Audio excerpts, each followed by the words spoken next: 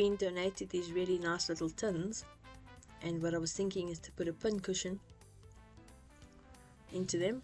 So I'll put the cushion in the lid, and then I can put my pins and everything in the bottom of the tin. Then when I close it up, I can keep the pins at the bottom but have a pin cushion to use when I'm sewing. So firstly, I'm going to just take a piece of cardboard and draw around the outside of the tin so I have the shape of the circle. I just found any piece of scrap cardboard, but it's about 2 mils thick, easy enough to cut with the scissors. Then you want to make like a smaller line just on the inside of the original line, because you want it to go inside the tin, and I'm just making a bit of space to compensate for the thickness of the actual metal tin itself.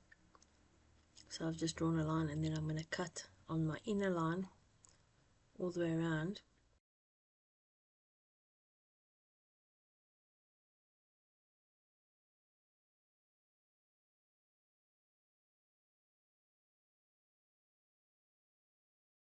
Okay, so there you go. You can just set that aside for later, and we're now going to work on our fabric. We're going to take a soft piece of fabric and our tin just to measure. Then you want to find a circle that's bigger than the tin by at least 2 to 3 centimeters. And then I'm just drawing around the circle, so I've got a line to follow.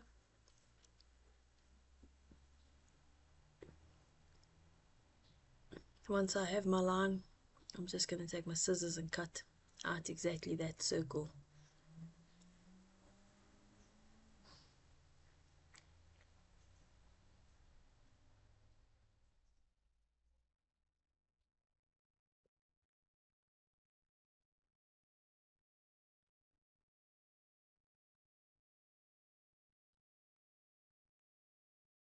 There we go, nice circle.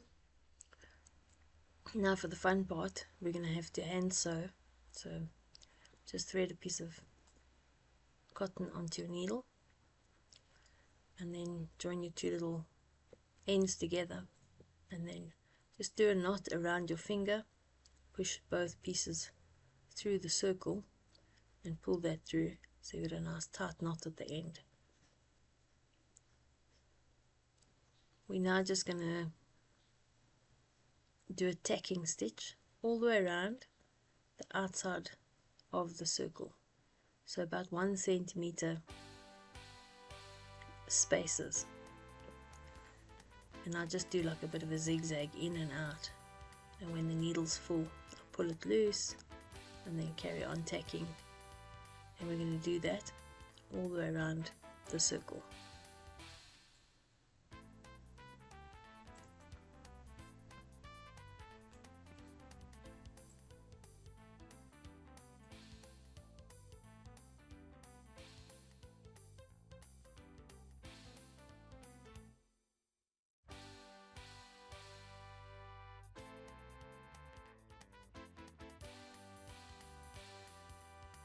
Once you get to the end, you're going to turn it inside out, and then you're just going to try and space your gathering all the way around, so you've got an even gather around the circle, so when we add our sponge in, it's nice and uniform. I've just got little pieces of old batting and wadding. I always keep these from other projects. I cut it up into small little pieces so it's easier to fill into the little round circle, and it gives me a nice uniform finish. If I used a big piece, I would have quite lumpy pincushion, so this cutting it up small is going to give you a nice even finish.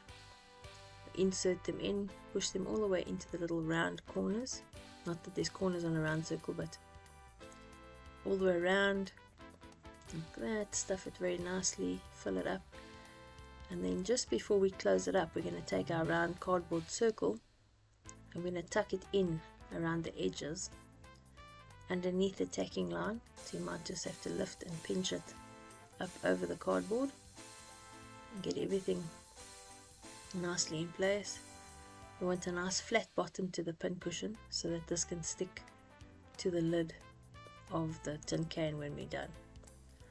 So now we're just pulling it tight, and we're going to make a knot there and knot those two pieces together so that they don't come undone. Then you have a nice little pin cushion ready for us to put into the lid. So for the lid part, because it's an aluminium lid, I've decided to go for a 2-part epoxy. I need a tiny bit because the pin cushion doesn't really take a lot of pressure and I'm not going to be pulling it out of the lid. So I need to put a very little bit of the one, and then you need to have an exact even amount. This one's clear, and now I'm going to put the other one, which is a sort of pinky color, and then I'm going to mix the two together. So they need to be even parts.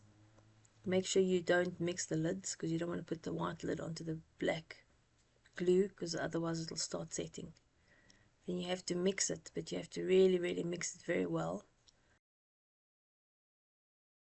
Once they're both evenly mixed, they start reacting and form a really strong glue. So with this glue, we're going to put a couple of dots on the lid. We don't need to put a lot, so I'm just putting 3 little dots. Nice little lumps of glue there.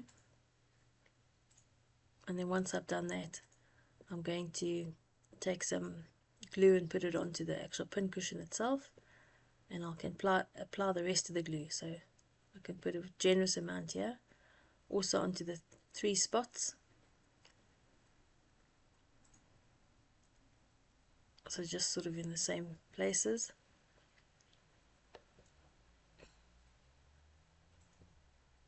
Put all the leftover glue there that there is. And then we're going to just press this pin cushion part into the lid. Touch the glued bits onto each other. Give it a press. This needs to set as is for about 4 minutes. So you're just going to leave it 4 to 5 minutes like this. In the meantime, you can go and look for your pins and sort your pins.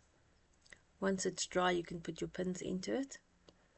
What I like about this is that you put the pins and everything into the lid, but you can always add your needles and your needle thread and stuff in the base of the tin. So it's a pin cushion, but it's also a carrier tin for the other needles and pins that you have, which makes it a lot more practical than just having a pin cushion. I also sometimes get injured with the pin cushion just lying around, so it's nice that you can close it up and then it's protected in the tin. So once you've got all your bits nicely packed away in the tin, you can close it up and you've got a useful little storage tin and a pin cushion at the same time. For amazing, sustainable upcycle gifts, visit our website today.